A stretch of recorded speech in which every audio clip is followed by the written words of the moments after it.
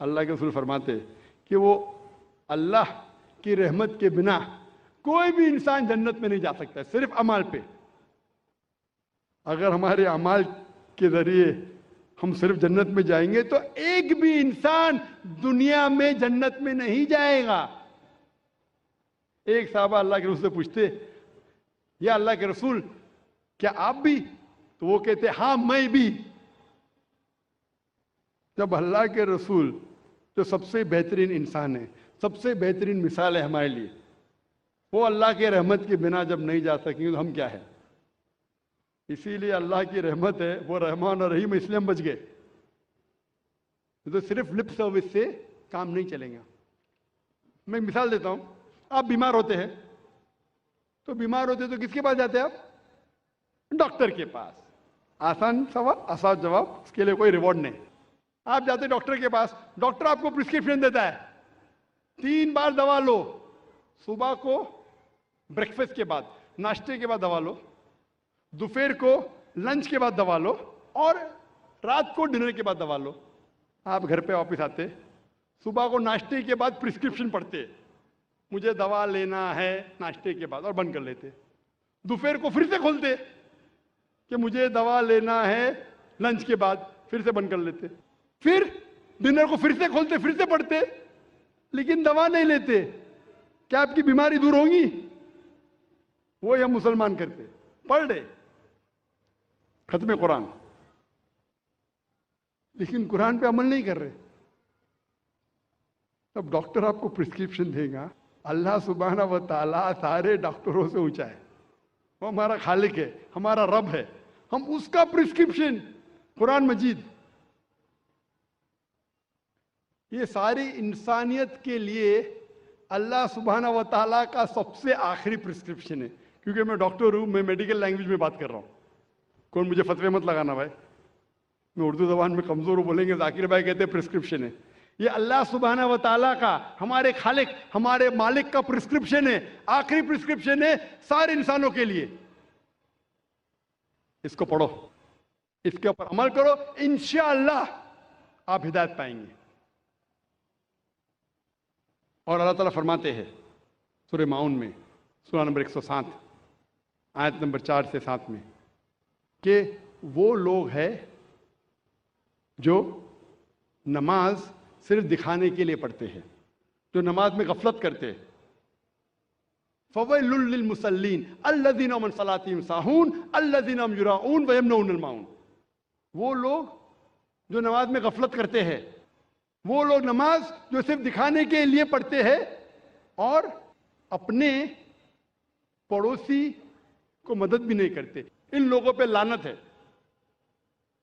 اور اللہ تعالیٰ فرماتے کہ وہ منافق ہے جو عمل نہیں کرتے، جو صرف دکھاوے کے لیے نماز پڑھتے۔ نماز پڑھنا ہر مسلمان کے لیے فرض ہے، کوئی بھی آپ کو ایکسکیوز نہیں ہے، کوئی بھی آپ ایکسکیوز نہیں دے سکتے، کوئی بھی بہانہ نہیں دے سکتے، کوئی بھی مرد کے لیے نماز نہیں پڑھنے کا کوئی بھی ایکسکیوز نہیں۔ صرف خواتین کے لیے 2 ہے، حیض کی حالت میں اور بچہ پیدا ہونے کے بعد، ڈلیوری کے بعد۔ یہ 2 کے علاوہ کوئی بھی انسان، چاہے مرد عورت، جب بالغ ہو جاتا ہے اس کے بعد کوئی بھی انسان کو نماز نہیں پڑھنے کی اجازت نہیں ہے، کوئی بھی بہانہ نہیں چلے گا، کوئی بھی بہانہ نہیں، فرض ہے۔ اللہ تعالیٰ نے کئی راستے دکھائے۔ اللہ تعالیٰ فرماتے ہیں سورہ مائدہ میں سورہ نمبر 5 آیت نمبر 6 اور سورہ نساء سورہ نمبر 4 آیت نمبر 43 میں کہ اگر پانی نہیں ہے تو اپنا ہاتھ مٹی پہ ڈالو اور تیمم کرو۔ اگر وضو کرنے کے لیے پانی نہیں، تیمم کی اجازت ہے، مٹی پہ ہاتھ ڈالو، منہ پہ ہاتھ پھیرو، ہاتھ پہ وضو ہو گئی۔ آپ بہانہ نہیں کر سکتے کہ پانی نہیں اس لیے میں نماز نہیں پڑھ سکتا ہوں، پانی نہیں تو تیمم کرو، نماز پڑھنا فرض ہے۔ اکثر ہم دیکھتے ہیں، میں کہتا ہوں میرے مسلمان بھائی سے، بھائی صاحب نماز پڑھو، نہیں میں وضو میں نہیں ہوں۔ ارے وضو میں نہیں ہوں تو وضو کرو۔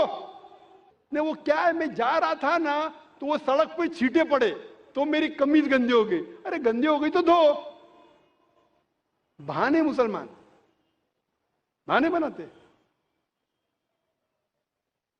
پوچھیں گے نہیں ذرا میری حالت صحیح نہیں ہے اس لیے نماز نہیں پڑھنا چاہتا ہوں. وضو نہیں تو وضو کرو, اگر کپڑے گندے ہو گئے تو کپڑے دھو, اگر نہانے کا ہے تو نہاؤ لیکن نماز پڑھو. اس معاملے پہ ایک شاعری آپ میں پیش کروں گا, پھر سے غلطی ہو تو معاف کرنا. پڑھی تھی میری نماز جنازہ بھی اوروں نے, پڑھی تھی میری نماز جنازہ بھی اوروں نے, پڑھی تھی میری نماز جنازہ بھی اوروں نے, مرے تھے جن کے لیے وہ وضو کرتے رہ گئے, مرے تھے جن کے لیے وہ وضو کرتے رہ گئے. جس کے لیے ہم محنت کرتے وہ اپنے وضو کے اندر ہی رہ گئے, نماز کے لیے نہیں آئے. یہ شاعر نے کہا تھا وہ لوگ کے لیے جو احسان فراموش ہے. اس سے بڑا احسان فراموش کون ہو سکتا ہے جو اللہ نے ہمیں اتنی عزت دی, ہمیں اتنے نعمتیں دی اور ہم اس کا شکر ادا نہیں کرتے, نماز بھی نہیں پڑھتے, بہانے نکالتے. اللہ تعالیٰ فرماتے سورہ نساء میں سورہ نمبر 4 آیت نمبر 101 میں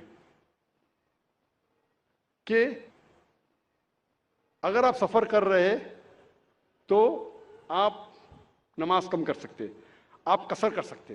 اگر آپ سفر کر رہے ہیں تو ظہر, عصر اور عشاء کے 4 رکعت آپ 2 رکعت کر سکتے. اللہ نے آپ کو آسانی فرمایا ہے. آسان کرنے کے لیے جب آپ سفر کر رہے آپ آدھی کر سکتے, 4 رکعت کو 2 رکعت کر سکتے. اللہ تعالیٰ فرماتے سورہ نساء میں سورہ نمبر 4 آیت نمبر 102 میں کہ اگر جنگ کی حالت میں آپ ہے, اللہ کے رسول سے فرماتے اللہ پھر بھی نماز پڑھو. آپ ایک گروہ کو لو اور اپنے ہتھیار کے ساتھ نماز پڑھو اور دوسرے گروہ کو احتیاط برتنے کے لیے رکھو. آپ کی نماز جب پوری ہو جائیں گی تو پہلی گروہ گارڈ کرے اور دوسری گروہ نماز پڑھے. آپ سوچ سکتے ہیں کہ جنگ کے حالت میں, جہاد کے حالت میں, جو جان خطرے میں, وہاں بھی نماز کو چھوڑنے کی اجازت نہیں ہے. آپ کی جان خطرے میں, نماز کا وقت ہو گیا, آپ نہیں کہہ سکتے ارے بھائی میں جہاد کر رہا ہوں, لڑ رہا ہوں, ابھی کیا نماز پڑھوں. جہاد کی حالت میں بھی نماز پڑھنا فرض ہے. ایک گروہ نماز پڑھے ہتھیار کے ساتھ, دوسرا گروہ دیکھ بھال کرے کہ کوئی دشمن ہم پہ حملہ نہ کرے. پہلا گروہ نماز پڑھ کے فارغ ہو جائے گا, دوسرا گروہ نماز پڑھے اور پہلا گروہ دیکھ بھال کرے کہ کوئی حملہ نہ کرے. اگر آپ کو ہتھیار اٹھانے کو مشکل پیش آ رہی ہے یا بارش ہے تو آپ ہتھیار کو نیچے رکھ سکتے, لیکن پھر بھی احتیاط برتو, شاید دشمن آپ پہ حملہ کرے. جنگ کی حالت میں جب نماز ترک کرنے کی اجازت نہیں ہے, نماز چھوڑنے کی اجازت نہیں ہے, تو آپ سوچ سکتے کوئی بھی بہانہ نہیں چڑھے گا نماز نہیں پڑھنے کے لیے. اللہ تعالیٰ فرماتے قرآن مجید میں سورہ بقرہ میں سورہ نمبر 2 آیت نمبر 239 میں کہ اگر دشمن آپ کے پیچھے ہے تو آپ نماز چلتے چلتے بھی پڑھ سکتے ہیں, سواری پہ بھی پڑھ سکتے. اگر دشمن آپ کے پیچھے آپ رک کے نماز نہیں پڑھ سکتے, رک کے نماز پڑھو دشمن حملہ کریں گے, تو چلتے چلتے نماز پڑھو.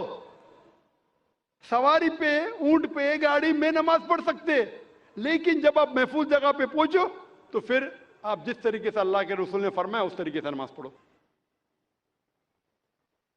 اللہ تعالیٰ فرماتے سورہ نساء میں سورہ نمبر 4 آیت نمبر 103 میں کہ جب آپ کو کوئی تکلیف ہے, سفرنگ ہے, بیماری ہے, کھڑے رہ کے نماز نہیں پڑھ سکتے بیٹھ کے پڑھو, بیٹھ کے نہیں پڑھ سکتے تو سائڈ پہ لیٹ کے پڑھو, لیکن نماز پڑھو. اگر آپ بیمار بھی, آپ نہیں کہہ سکتے میں بیمار ہوں تو نماز نہیں پڑھ سکتا ہوں, کھڑے نہیں ہو سکتے تو بیٹھ کے پڑھو, بیٹھ کے نہیں پڑھ سکتے تو سائڈ پہ لیٹ کے پڑھو, لیکن پڑھو.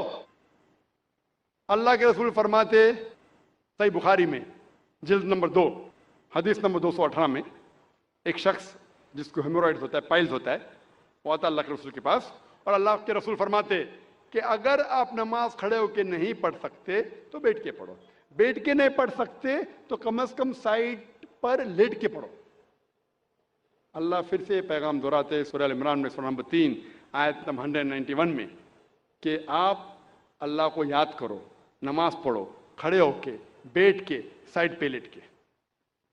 نماز نہیں پڑھنے کا کوئی بھی بہانہ نہیں چلے گا، نماز پڑھنا فرض ہے۔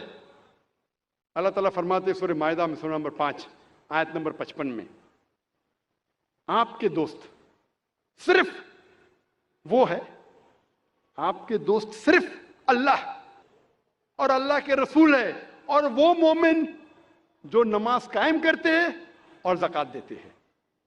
اللہ فرماتے ہیں آپ سے سورہ مائدہ میں سورہ نمبر 5 آیت نمبر 55 میں، آپ کے دوست صرف اللہ، اللہ کے رسول اور وہ مومن ہیں جو نماز قائم کرتے ہیں اور زکوٰۃ دیتے ہیں۔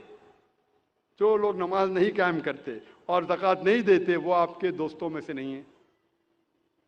اللہ کے رسول فرماتے ہیں صحیح حدیث میں، سنن ابو داؤد کی جلد نمبر 1 چیپٹر نمبر 300 حدیث نمبر 836، اللہ کے رسول فرماتے ہیں کہ قیامت کے دن سب سے پہلا حساب جو لیا جائے گا وہ صلاح کے بارے میں۔ سب سے پہلا حساب کتاب جو ہوگا قیامت کے دن پہ وہ ہے صلاح کے بارے میں۔ اللہ کے رسول فرماتے ہیں صحیح مسلم میں جلد نمبر 1 کتاب الایمان چیپٹر نمبر 36 حدیث نمبر 146 146، اللہ کے رسول فرماتے کہ مومن اور کافر کے درمیان، ایمان اور کفر کے درمیان جو فرق ہے وہ صلاح ہے۔ مثلا فرق ہے مومن اور کافر کے درمیان۔ یہ پیغام پھر سے دہرایا گیا ہے صحیح حدیث میں، سنن ابو داؤد جلد نمبر 3 کتاب السنہ چیپٹر نمبر 1691 حدیث نمبر 4661 4661۔ اللہ کے رسول فرماتے کہ کافر اور مومن کے درمیان فرق ہے صلاح۔ اس کا مطلب وہ کہ اللہ کے رسول کہہ رہے ہیں جو انسان صلاح نہیں قائم کرتا، نماز نہیں پڑھتا، وہ کافر جیسا ہے۔ اور اللہ تعالیٰ فرماتے سورہ مدثر میں، سورہ مدثر میں سورہ نمبر 74 آیت نمبر 41 سے 43 میں کہ جو گنہگار دوزخ میں ڈالے جائیں گے اور ان سے پوچھا جائے گا آپ کیوں دوزخ میں ہیں، تو وہ کہیں گے ہم صلاح پڑھنے والوں میں سے نہیں تھے۔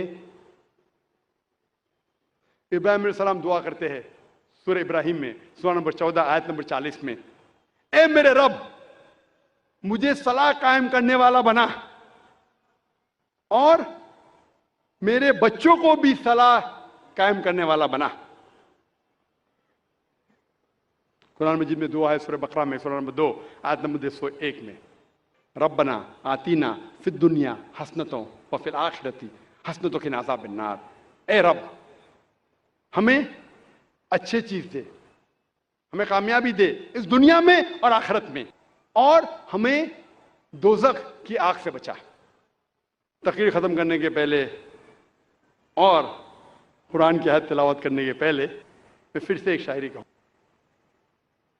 میری زندگی کا مقصد، میری زندگی کا مقصد ہے تیری دین کی سرفرازی، میری زندگی کا مقصد ہے تیرے دین کی سرفرازی، میں اسی لیے مسلمان، میں اسی لیے نمازی۔ لیکن پھر بھی اس آیت کے مقابلے میں شاعری پھیکی ہے۔ اللہ تعالیٰ فرماتے ہیں سورہ انعام میں سورہ نمبر 6 آیت نمبر 162 اور 163 میں، کل ان صلاتی و نسکی و محیای و مماتی للہ رب العالمین وبذالک امرت وانا اول المسلمین۔ کہو کہ میری صلاح، میری قربانی، میری زندگی، میری موت صرف اللہ کے لیے ہے اور اس کا کوئی شریک نہیں، اور میں ان میں سے ہوں جو سب سے پہلے اللہ کو سجدہ کرتا ہوں اور کہتا ہوں کہ میں مسلم ہوں۔ وآخر دعوانا الحمدللہ رب العالمین۔